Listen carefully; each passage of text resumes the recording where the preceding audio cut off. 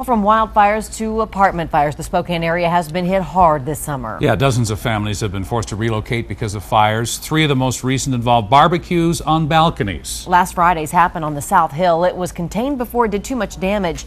There were 2 in July. The Biltmore fire off of 53rd and Regal destroyed 6 apartments. Then there was the Cedar Creek Village complex on North Nevada. They lost 2 units there. Tonight in a KXLY 4 Focus, Dave Erickson live on the Upper South Hill. And Dave, there is no law that prevents apartment tenants from having barbecues on their balconies. Robin, a law was proposed a few years ago here in Washington prohibiting barbecues on decks. It did not pass, though. But owners and managers do have the right and option to add it to your lease agreements.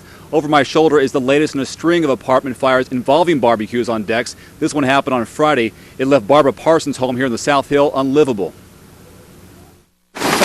More. If you look in this corner is where it happened.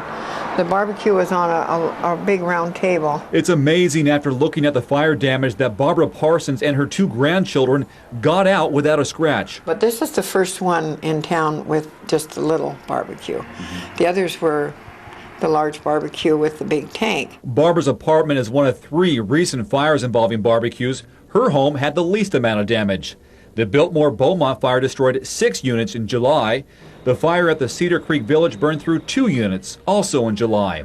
Spokane Fire says they've seen 6 to 7 balcony fires from barbecues over the past 2 years.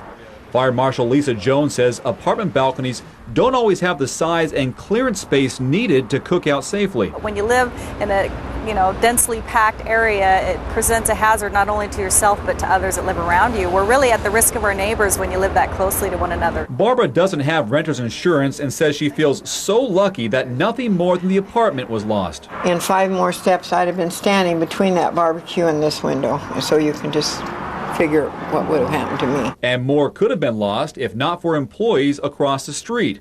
They arrived before firefighters and started pouring water on the flames.